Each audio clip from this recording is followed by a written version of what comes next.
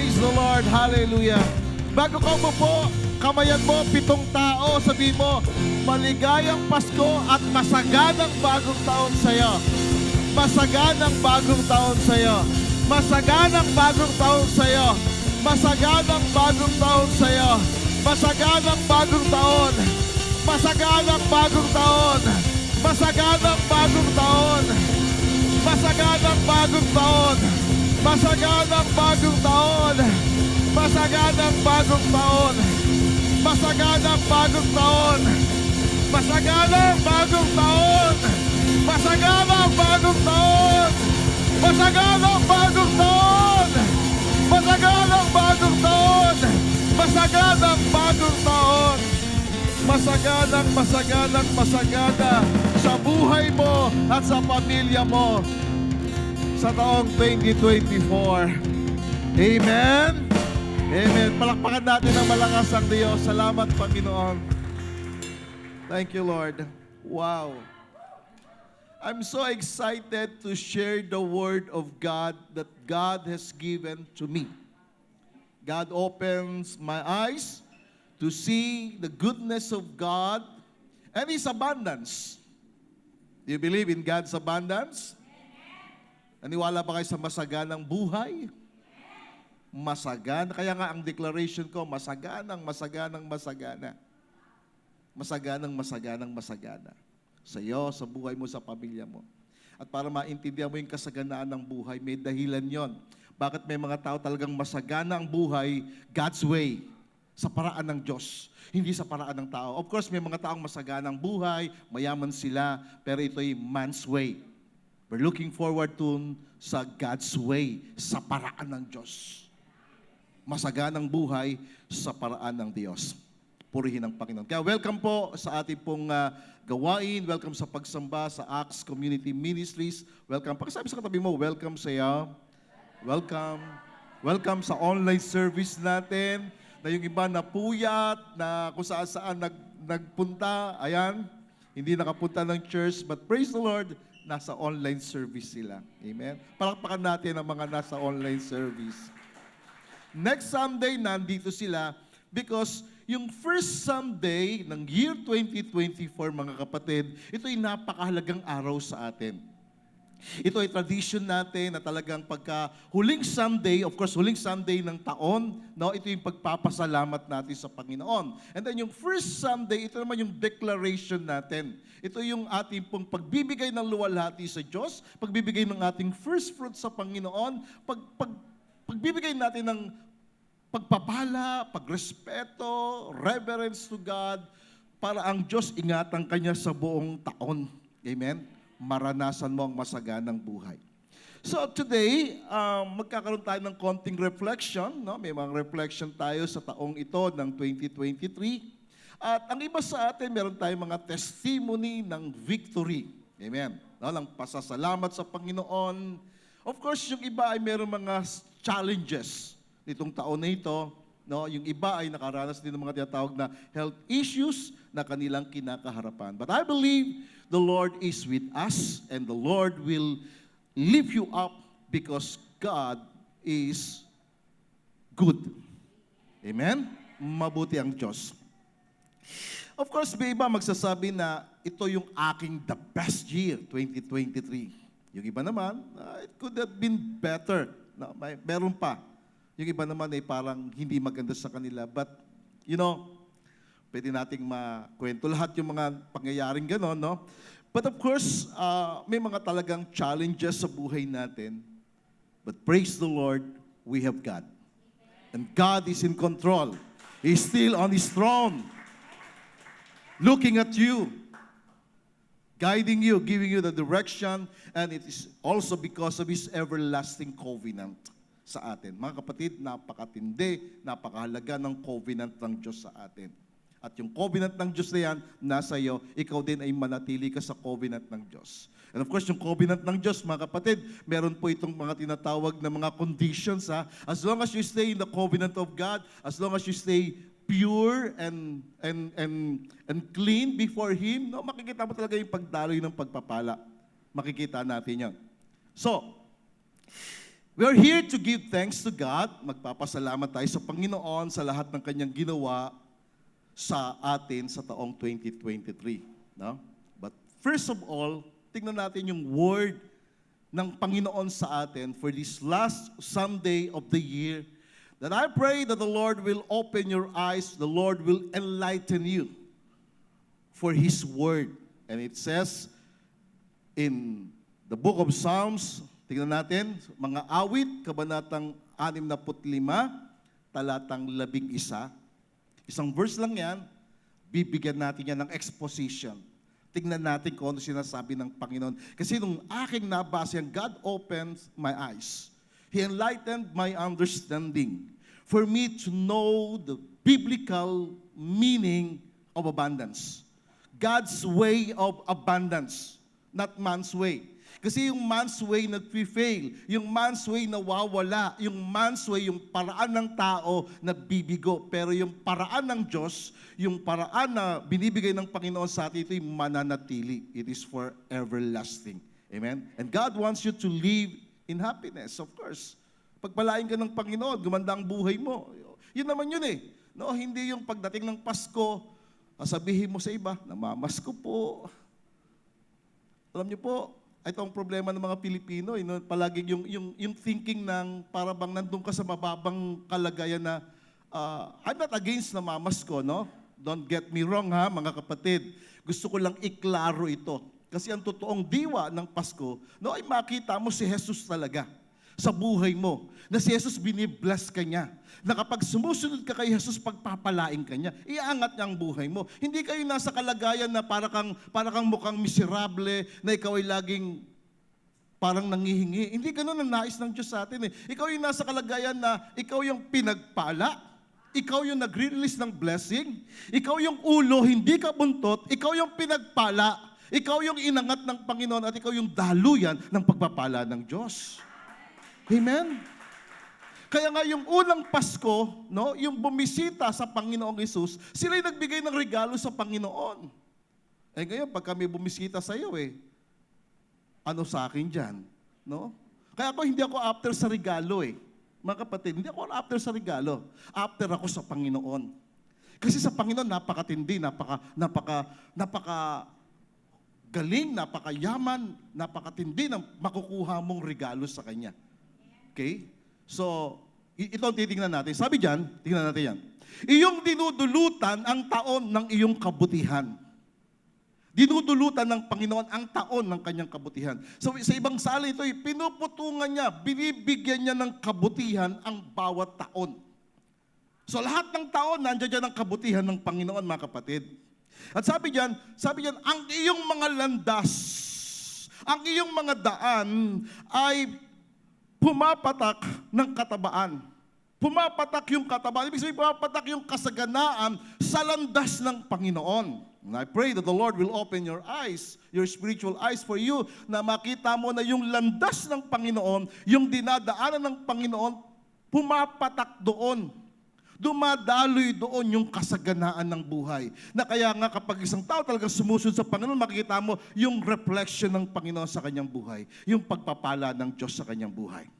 Sabi sa wikang Ingles, ganito, Psalm 65 verse 11, you crown the year with your goodness. Ang tinutukoy dyan na you, si Lord, the self-existent God, the Creator, the source of all things, you, O God, you crown the year with your goodness.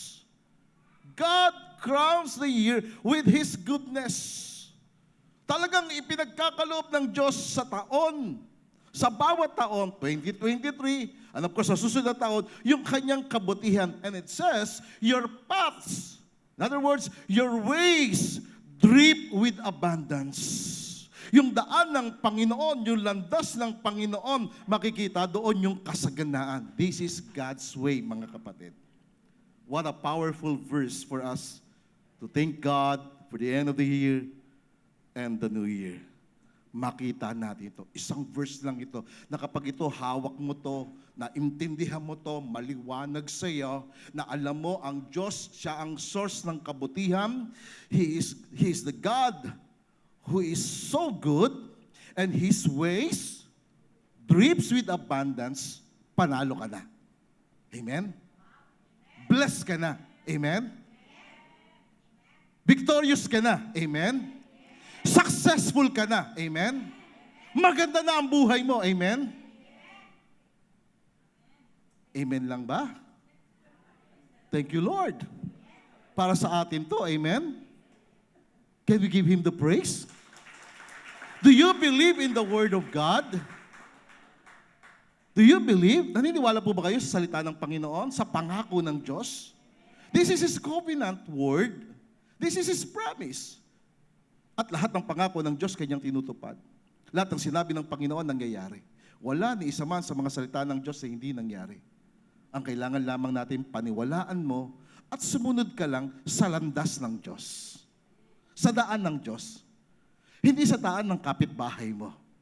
Hindi sa daan ng kung sino mang tao. Na parang kapag may mga taong parang maunlad sila, masaya sila, o maganda ang buhay nila, parang susunod ka sa kanila. No, hindi ka susunod sa mga tao na maganda ang buhay. Ikaw ang susundan kasi sumusunod ka sa Panginoon. At kapag sumusunod ka sa Panginoon, mararanasan mo yung kasaganaan ng buhay. Sapagkat ang landas o ang mga daan ng Panginoon, naroon yung kasaganaan ng buhay. Amen? Itong Psalm 65 ay kinukonsider na ito yung Israel's national psalm of praise, of thanksgiving, pasasalamat nila sa Panginoon. Ito'y kanilang inaawit sa Diyos. Ito'y kanilang dinideclare sa kanilang buhay bawat taon. Bawat taon, they believe that God crowns the year with His goodness. Bawat taon yon. Sa katotohanan nga, ang bawat taon po natin ay, it is the Lord's year of favor. When Jesus came, it is the year of favor. Bawat taon favor ng Panginoon yan. Because of Jesus Christ. God gave Jesus Christ. Jesus Christ is God's goodness for us. And His way drips with abundance. So the question today is, bakit natin kailangan pasalamatan ng Diyos? Why do we need to thank God for the end of the year and the new year? So today kasi, last Sunday of the year, talagang nagpapasalamat tayo. Kaya nga mamaya, magpapasalamat tayo na talagang taos-pusong pasalamat natin ng Diyos sa Kanyang pag-iingat, paggabay sa atin, sa Kanyang patnubay, pagpapagaling, pagpapalakas ng ating buhay, ng ating pananampalataya, paggabay ng Diyos sa atin, pagpapala ng Diyos sa iyo. At ikaw ay binigyan pa ng buhay ng Panginoon. At ang buhay na yan ay Kanyang pahabain, pagpapalain, palalaguin. Amen? As long as we remain in God's way. In God's way. Sa paraan ng Diyos, sa daan ng Diyos. Pag nandun tayo sa daan ng Diyos, malinis, matuwid ang buhay. At kapag malinis, matuwid ang buhay, walang hadlang sa pagpapala ng Diyos. Ano po? So ito po yun. Anong unang dahilan? Because God crowns the year with His goodness. That is the first. Bakit lagi tayong magpapasalamat sa Panginoon? Ako, everyday nagpapasalamat ako. Bago ako kumain, nagpapasalamat ako. Ano mang ginagawa ko, nagpapasalamat ako sa Panginoon. Much more, lalo na ngayon, end of the year, no, huling Sunday, talagang dapat buong puso tayong magpapasalamat sa Panginoon. So why? Because God crowns the year with His goodness. Of course, this year, some of us, we experience difficulties and problems, but, because of God's covenant, and because God causes all things to work together for those who love God, still, ang provision, ang protection, at preservation ng Panginoon sa ating buhay ay Kanyang ipinagkakaloob. Kaya dito po sa verse natin, Psalm 65 verse 11, it says, you crown the year. In other words, God crowns the year with His goodness. Iyong dinudulutan ng Diyos, pinuputungan ng Diyos ang taon ng Kanyang kabutihan. You see, a crown is a special and glittering insignia worn by kings. Pag sinabi natin crown, di ba, ito yung corona na sinusuot ng mga hari, ng mga reyna, o kaya kapag nanalo sa isang patimpala, katulad ng Miss Universe, pinuputungan sila ng corona. And we as God's people, we are royalty rin, no? We are children of God. So God crowned us with His goodness. So tingnan natin yung sinasabi nitong crown na ito sa biblical way. The word crown in Hebrew is atar. Sabihin natin, atar. Ayan. Na ang ibig sabihin, to surround you, to encircle you with His protection against the attack of the enemies. Yun ang ibig sabihin ng crown dito. Na ikaw ay pinaliligiran, na ikaw ay iniingatan laban sa atake ng kaaway. When the Bible says He crowns the year with His goodness, yung taon mo iniingatan ng Panginoon. Pinapalibutan ka ng Diyos ng Kanyang pag-iingat, ng Kanyang kabutihan. Yun ang nais ng Panginoon. Yun ang ginagawa ng Panginoon. You see, as we end the year 2023 at tayo pupunta sa 2024, isang comfort sa atin na maintindihan natin, maging maliwanag sa atin, na ang Diyos sa bawat taon natin, tayo ay Kanyang dinudulutan, pinuputungan, pinaliligiran, iniingatan niya ng Kanyang kabutihan laban sa atake ng kaaway sa iyong buhay. Amen? Kasi covenant ng Panginoon yun eh. Tipan ng Panginoon yun eh. Remember Jeremiah 32 verse 14, sinabi niya, tignan natin, sabi ni Lord, I will make an everlasting covenant with them. And then God said, I will never stop doing good to them. Sino yung them? Ikaw yun, tayo yun, na sumampalataya, tayo na mga anak ng Diyos. Ang Diyos merong everlasting covenant sa iyo. And God will never, ever stop doing good to you. Hindi siya titigil sa paggawa ng mabuti sa iyo. Kaya nga yung sabi sa verse natin, He crowns the year with His goodness. Bakit? Kasi covenant niya yon. Pangako niya yon. No? Na hindi siya titigil sa paggawa ng mabuti sa iyo. And God said, and it says, I will inspire them. I will inspire you to fear me. God is saying in His Word na ikaw ay bibigyan niya ng inspirasyon na magkaroon ka ng banal na takot sa Kanya. Kasi pagka ikaw ay ginagawa ng kabutihan ng Diyos, yung kabutihan ng Diyos, God's way, God's goodness, ay magdadala sa iyo sa matawid na pamumuhay. According to Romans chapter 2, verse 4, God's goodness leads us to repentance, leads us to a holy life, leads us to a righteous life. Kung ang kabutihan na nararanasan mo at hindi ka na, kung ang isang tao, ginagawa siya ng kabutihan, pagkatapos hindi naman siya umaalis sa kasalanan, namumuhay pa rin sa kasalanan, namumuhay pa rin sa immoralidad, namumuhay pa rin siya na ayon sa kanyang sariling kagustuhan, ika nga ay man's way, so ito ay magbibigay ng judgment sa kanya. Kasi sinasabi diyan, God will never stop doing good to you.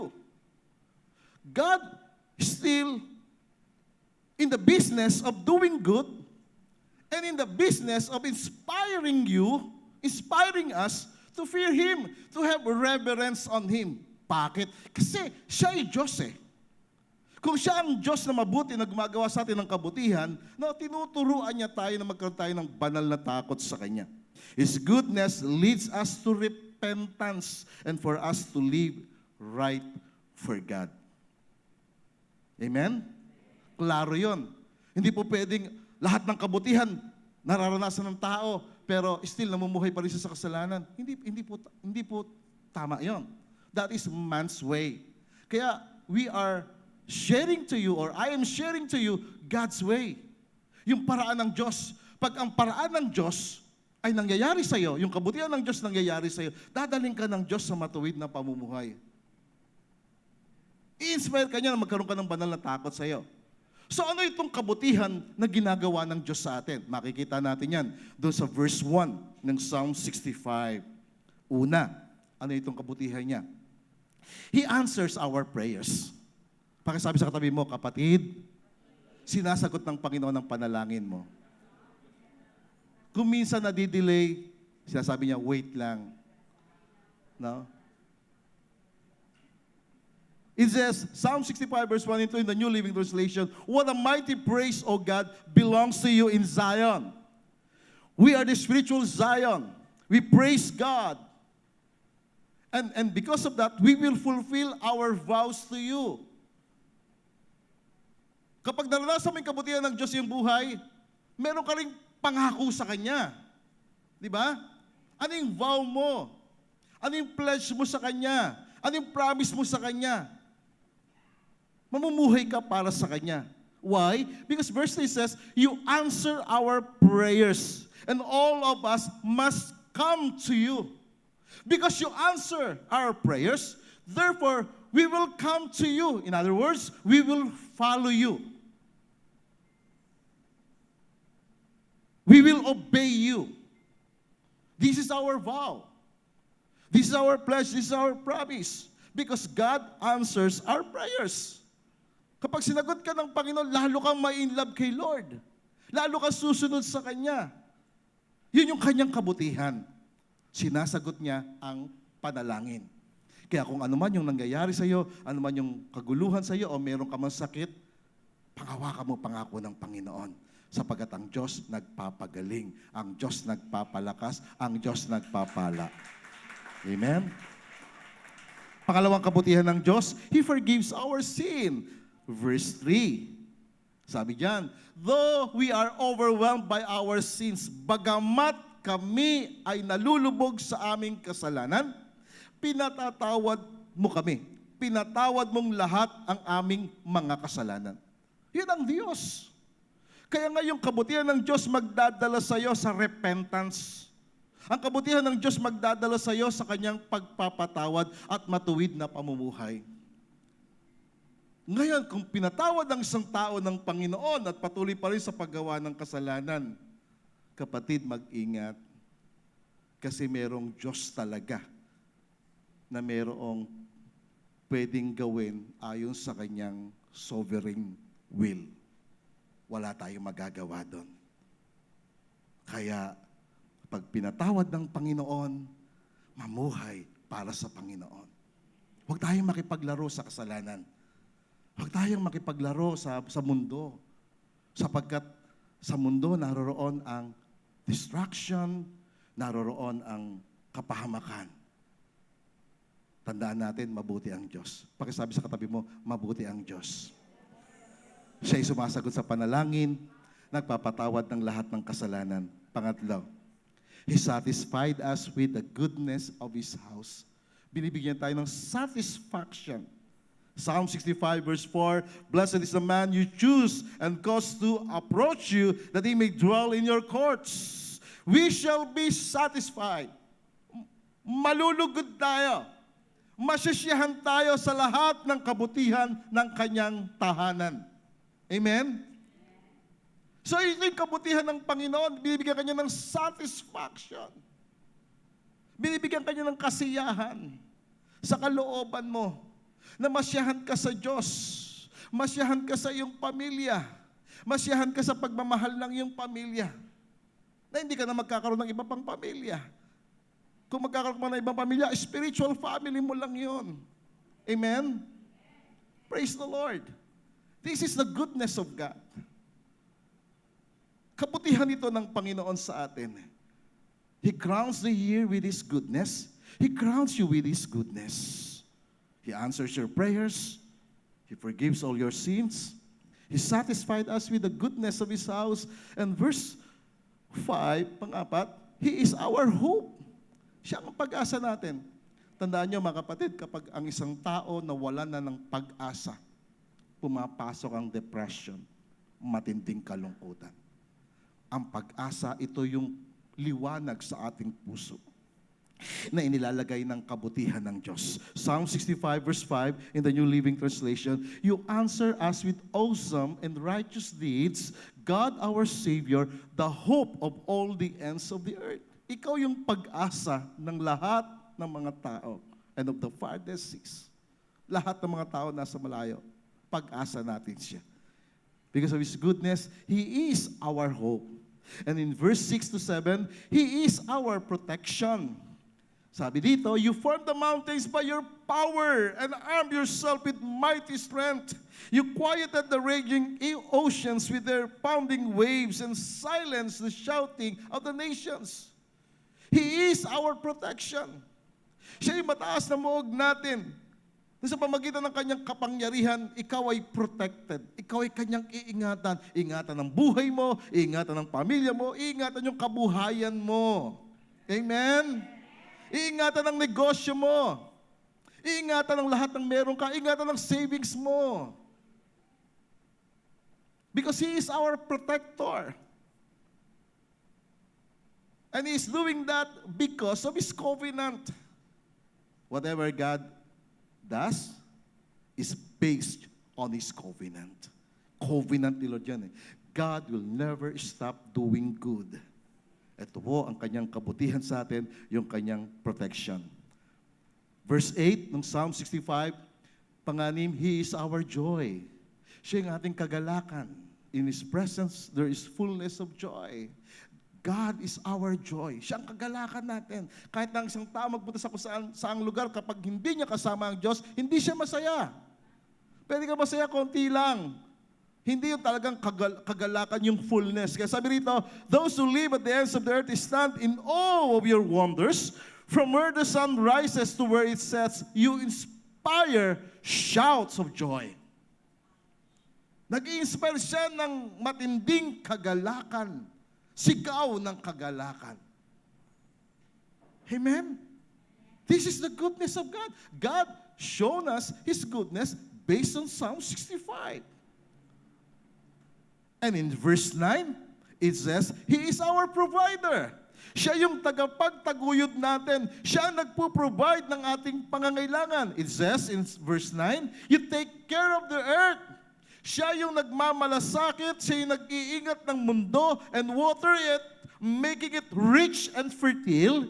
The rivers of God has plenty of water. It provides a bountiful harvest of rain, for you have ordered it so. It provides. God provides. He is our provider. Amen? Kaya lagi ako nakatingin sa Panginoon. Hindi ako nakatingin sa mundo. Hindi ako nakatingin sa pera. Hindi ako after sa pera. After ako sa Panginoon. Kasi pag nasa Panginoon ka, makikita mo yung kanyang kabutihan. At mamaya pag-uusapan natin yung kanyang kasaganaan. In verse 10, pangwalo, He is our blessings. Siya ang ating pagpapala.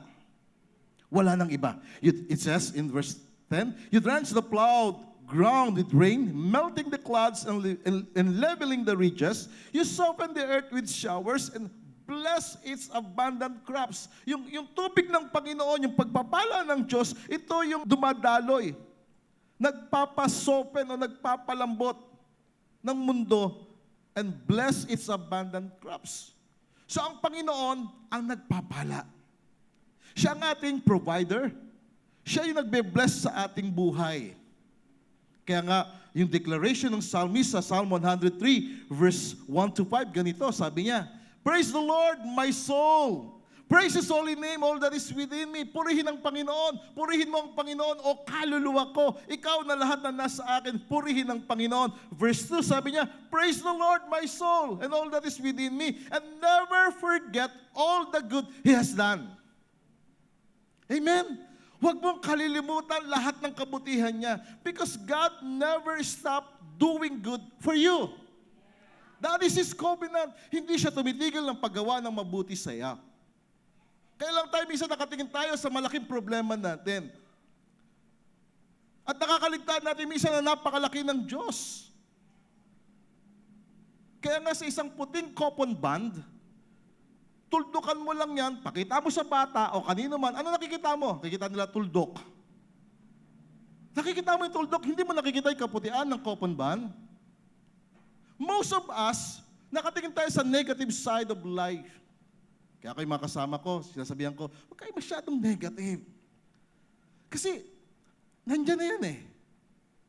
Maging positibo yung pananaw mo. Tingin ka doon sa good side of life. Tingin ka sa Diyos. Kasi ang Diyos ang nag-iingat. Never. I'm talking about my testimony. never kaming iniwanan ni Lord. Never kaming pinabayaan ng Panginoon. Maging sa aming pagtatrabaho. There are times na nagpapanik na sila. Ako nakaupo lang. I am talking to God. Then suddenly, nagkakaroon ng kaayusan. Bakit? Kasi ang Diyos ang nag-aayos ng lahat ng bagay. God causes all things to work together for the good of those who love God. Hindi ako nagpapanik. Pag may problema, may pagsubok, dumarating yan, atake yan ng kaaway. But don't forget, God crowns you, meaning God surrounds you and circle you with His protection against the attacks of the enemy. Amen? Can we give God the praise? Kaya nga kanina, nagdi-declare ako ng masagana, masagana, masagana. Yun ang sigaw ko eh. Hindi po tayo nagpapaputok. Ang mga tao papaputok sila, no? Tapos silang bahay, papaputok. Bakit kayo papaputok? Para lumayas ang masamang espiritu. Nagpapaputok kayo sa labas, papasukan lahat sa loob ng bahay ninyo. Joke lang nila yun. But useless yun eh. Meaningless eh. Declare mo yung kabutihan ng Diyos sa iyong buhay. Bakit? Kasi dapat wag nating kalimutan ang lahat ng kanyang kabutihan. Never forget all the good He has done. Verse 3, He is the one who forgives all your sins. Huwag mong kalimutan yung pinatawad ka niya. Pinago ka niya. Huwag mong kalimutan yung pagpapatawad ng Diyos sa iyo. Huwag mong abusuhin yung pagpapatawad ng Diyos sa iyo. Pag pinatawad ka ng Panginoon sa isa, manatili ka na doon sa tama. Never again to go back to sin. Kasi mas malaki pa yung consequences. Ano sabi ni Lord sa isang babae na nahuli sa adultery? Sabi sa kanya, walang maghahatol sa iyo, sabi ni Lord. Sabi sa kanya, go and sin no more. Lahat na nakakaharap ng Panginoon siya, sabi niya, go and sin no more. Huwag ka nang magkasala. Bakit? Kasi mas matindi pa ang mangyayari sa taong namumuhay sa kasalanan. Nakita ko na yan. Kaya nga ang panalangin ko sa Panginoon, Lord, ingatan mo ako. Encircle me, surround me with your protection. Bakit? Kasi ang Diyos mapagmahal. Pag sinabi mo sa Kanya, iingatan ka ng Panginoon. Hindi Kanya pabayaan. Bakit? Kasi ang Diyos ay mabuti. Mabuti ang Diyos. He is the one who forgives all your sins, the one who heals all your diseases. Siya yung nagpapagaling sa lahat. Mga kapatid, itong word na ito, He forgives, continuous yan. Yung word na He heals, continuous yan. Lagi kanyang pinagagaling, lagi kanyang inaayos, lagi kanyang nire-repair. Verse 4, He is the one who rescues you, your life from the pit. Siya yung nagligtas sa iyo mula doon sa pagkakahulog sa matinding hukay. The one who crowns you, the word crowns you with mercy. He surrounds you, He encircles you with His mercy, with His loving kindness, with His compassion. And they are new every morning. Laging bago yung kabutihan, yung habag ng Panginoon. He is the one who fills you with blessings so that you become young again like an eagle. Amen. That is the word of God for us. Kaya nga itong nakaraang taon, itong taon na ito na magtatapos na tayo, bukas we will celebrate our New Year. Tingnan natin yung kabutihan ng Panginoon sa ating buhay. Sabi nga ng isang man of God, sabi niya, you may lack the fastest gadget, the finest gadgets, the latest gadgets, but you may not lack in what is needed. Amen. Praise the Lord sa mga fastest, sa mga finest, sa mga latest na bagay, mga bagong bagay. But hindi ka naman magkukulang doon sa talagang kailangan mo. Because the Lord is our shepherd and we will not lack. That is why we are thankful to God because of His goodness. Pangalawa, we need to be thankful to God because God's way drips with abundance. Ang daan ng Diyos ay dinadaluyan ng kasaganaan. Handa na po ba kayo sa kasaganaan ng Panginoon? Sino handa na? Amen. Tingnan natin yung ating verse, Psalm 65 verse 11. You crown the year with your goodness and your paths. Take note of that. Your paths. God's paths. In other words, God's way drips with abundance. Kaya kung nais mong gumanda o umangat ang buhay mo, maging paganda ng paganda ng paganda ng paganda ang buhay mo, pabuti ng pabuti ng pabuti ang buhay mo, be in God's way. Be on God's way. His way drips with abundance. Now, the word abundance in Hebrew is deshen, na ang ibig sabihin, fatness, blessings, richness, plenty, and of course, prosperity. Yun yung abundance. Sino may gusto ng abundance? Masaganang buhay. Masaganang bagong taon. Masaganang buhay. This is biblical. Prosperity is biblical in God's way. Plenty is biblical in God's way. In His way, not in our own way. Hindi sa paraan natin. Hindi sa paraan ng tao. Hindi ka susunod sa tao dahil meron siya, o aabutan ka, o bibigyan ka ng pamasko. Kaya mga anak ko, hindi sila namamasko. Sila nagbibigay ng pamasko. Ako nga may pamasko sa kanila eh. Praise the Lord. Kasi kailangan matutunan mo yung talagang nasa Panginoon ka. Kasi pag nasa Panginoon ka, hindi ka mukhang kawawa. Amen? Now, evaluate yourself. Kung nasa Panginoon ka, pagka feeling na para bang miserable ang buhay mo, feeling na para bang, kamusta ka na ito, may sakit. Kamusta ka na ito, wala kaming panghanda. Kamusta ka na ito, hindi ganun ang buhay sa Panginoon, mga kapatid. Amen? Ang buhay sa Panginoon, masaya, pinagpala, pinalalago ng Panginoon, sapagat ang mga daan ng Panginoon ay daan ng kasaganaan. Amen? Sabi sa God's Word's translation, it says, you crown the year with your goodness, and richness overflows wherever you are. Think about that word, wherever you are. Wherever God is, there is overflowing. Kung nasaan ang Diyos, naroon ang kasaganaan. Naroon ang overflowing. Why? Because His ways drips with abundance. Inaapawan ng pagpapala. That is why Jesus said, John chapter 10, I have come that you might have life, and for you to have it more abundantly. It is in the Lord Jesus. It is in God's way that abundance will be with us. It says, richness overflows wherever you are. Kaya kung nasaan ang Panginoon, sunod tayo doon. Kung ano direksyon ng Panginoon sa iyong buhay, doon ka. Kung ano pinagagawa ng Panginoon sa iyo, gawin mo. Amen? Kung nasaan ang Panginoon, sundan mo ang Panginoon. Huwag ka sumunod sa tao. Mabibigo ka.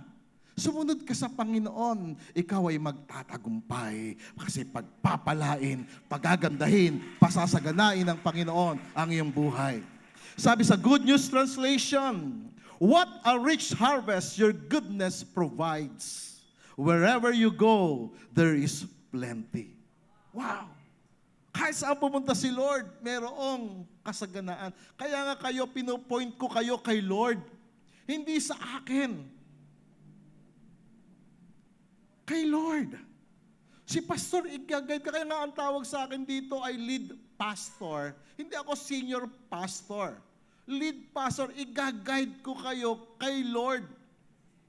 Kapag ka na-meet mo na si Lord, na-encounter mo na si Lord, panalo na ako. masaya na ako. Hindi ako after sa regalo, hindi ako after doon sa ibibigay sa akin, hindi ako after doon mga kapatid. After ako na maging maunlad, masagana ang iyong buhay, at kapag ka pinagpala ka ng Panginoon, magbigay ka sa Diyos ng pagpapala din. Di ba? Balikan mo, sukli. Di ba kayang bayaran ng Diyos? Suklian mo siya sa lahat ng kabutihan na kanyang ginagawa sa iyo. Amen? It says, wherever you go, wherever God goes, there is plenty. Ano sinasabi ng talatang ito? Ano ipinapaunawa niya sa atin? God opens my eyes that we must follow the direction of God. Kaya nga, every first Sunday of the year, meron tayong declaration, sinusundan natin yon para maging maganda buhay natin. Kasi pag sumunod ka sa Panginoon, panalo ka na. Pagka hindi ka sumunod sa Panginoon, talo. Talo talaga. Kaya maraming tao, di ba, talo ang buhay nila, hindi maganda ang buhay nila. Bakit ang marami homeless? Marami talagang sira ang buhay, nasa bisyo. Bakit? Kasi tinuturuan mo sila, ginagabayan mo sila sumunod sa Panginoon, pero hindi sinusunod sa Panginoon. Mahalaga pa rin ang sarili nila. So, ano sinasabi rito? We must follow the direction of God because where God leads, there is an abundance. Kapag ang Diyos naggagabay, mayroong kasaganaan. Yes, of course, may mga problema, may mga pagsubok. Hindi naman bed of roses lahat eh. Pero sinasabi natin dito, pag sumunod ka sa Panginoon, unang-una, isusurround ka niya ng kanyang kabutihan. Pangalawa, pasasaganain niya ang iyong buhay. When we obey and follow God's direction, we will see, we will experience, we will enjoy the abundance of God overflowing for the next year. Because yung Psalm 65 verse 11, yearly yan mga kapatid. God crowns the year with His goodness. And His paths, His ways, drips with abundance. Wherever God leads, kahit saan pumunta ang Panginoon, merong richness, merong plenty, merong prosperity, may blessing, may abundance. Bakit? Kasi siya ang source ng lahat ng pagpapala. Amen? Praise the Lord. Sabi ng Psalm 66 verse 8, it says, praise our God, all peoples, let the sound of His praise be heard. In other words, purihin mo ang Panginoon, pasalamatan mo ang Panginoon. Bakit? Verse 9, He has preserved our lives and kept our feet from sleeping. Pineserve niya ang buhay natin, iningatan niya mga paa natin na huwag tayong madulas sa kapahamakan. Verse 10, for you, God, tested us. Alam niyo, ang Panginoon, minsan, tinetest niya tayo. Kasi si Lord proven na eh. Tayo na lang. Ikaw na lang. Kaya minsan may mga testing hanggang saan ka magtitiwala sa Panginoon. Hanggang saan ka kakapit sa mga pangako ng Diyos. Hanggang saan ka mananatili sa Panginoon. Kaya si Lord merong testing. Kaya nga di ba, ang aking sinasabi sa inyo, kapatid, manatili ka sa Panginoon. Kasi pag nanatili ka sa Panginoon, panalo ka na. Pero pag nawala ka na, aatakihin ka ng kaaway lalo. Kasi wala ka na sa wala ka na sa covering ng church, wala na sa covering ng pastor, wala na sa panalangin ni pastor, wala na. Kasi pag lumabas na, wala na tayong magagawa eh. Kaya nga ako, minsan umiyak ako sa Panginoon, dumudulog ako sa Kanya. Minsan ito nga, punong-puno na sipon dito minsan eh. Minsan ba, pag nakahawa kayo dito, minsan parang malagkit. Sipon ni pastor yon, uhog ni pastor, luha ni pastor, saka iiyak sa mga anak ng Panginoon, sa mga Christians sa lugar na ito, na manatili sa Panginoon. Kasi pag nanatili ka sa Panginoon, panalo ka eh. Pag lumabas ka sa Panginoon, lumayo ka sa Panginoon, talo. Ganun lang kasimple yung mga kapatid.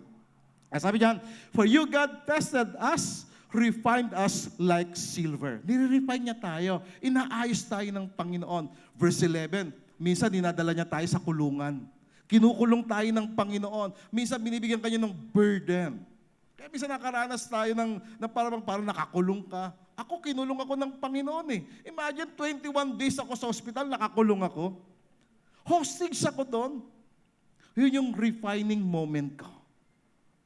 Doon kami nag-usap ni Lord, doon kami nag-ayos ng Panginoon. Doon ako talagang totally, Lord, I am yours. And I declare, Psalm 118, verse 17, that I will not die, but lives to declare the works of the Lord, the goodness of the Lord. And verse 12, sabi rito, you let people ride over our heads. We went through fire. Yes, we went through fire. Through the fire. Di ba? May water pa. But it says, you brought us to a place of abundance. Amen? Nire-refine ka ni Lord. Pinapadaan ka niya sa apoy. Minsan may tubig pa. Pero dadaling ka niya sa masaganang buhay. Bakit? Because His ways drips with abundance. Amen? Can we give God the praise? And in closing, Psalm 65 verse 12, the pastures of the wilderness drip with dew, and the hills are encircled with joy. Ang mga pastulan sa ilang ay umaapaw, ang mga burol ay napapaligiran ng kagalakan. Pag nag-intindihan mo, naging maliwanag sa'yo, na-enlighten ka, dun lang sa one verse na yan, Psalm 65 verse 11, that God crowns the year with His goodness, and His ways drips with abundance. Pag naintindihan mo na yung daan ng Panginoon, dinadaluyan, pinapatakan ng kasaganaan, at dumadaan ka sa daan ng Panginoon, magkakaroon ka ng matinding kagalakan. Aapaw ang matinding kagalakan sa iyo. Mga kapatid, unspeakable joy ito. Hindi maipaliwanag na kagalakan ito. In verse 13, sabi niyan, the meadows are clothed with flax and the valleys are covered with grain. Ano ibig sabihin nito? Yung iyong kabuhayan, kitang-kita, angat na angat. And then you will shout for joy. And then you will sing. Why? Because nandun ka sa daan ng Panginoon. Huwag ka nang mag-iba ng daan. Yung iba nagdating daan pa eh. Doon ka na sa tunay na daan. Doon ka na sa totoong daan. Sa daan ng Panginoon. Amen? Pag nasa daan ka ng Panginoon, panalo ka na. His ways, ang kanyang mga daan, dinadaluyan ng kasaganaan.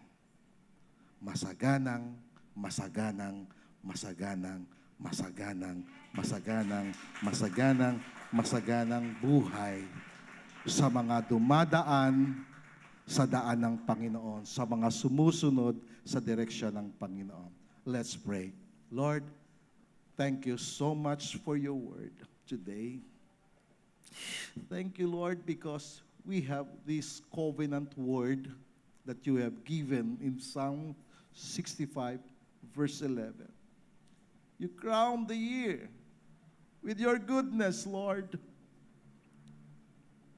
and your paths, your ways, drip with abundance. Lead us, Lord, to follow your ways. Lead us, Lord, to obey you, to be in your direction, for us to experience, to enjoy your abundance for the year 2024. Thank you so much, Lord. In Jesus' name, amen.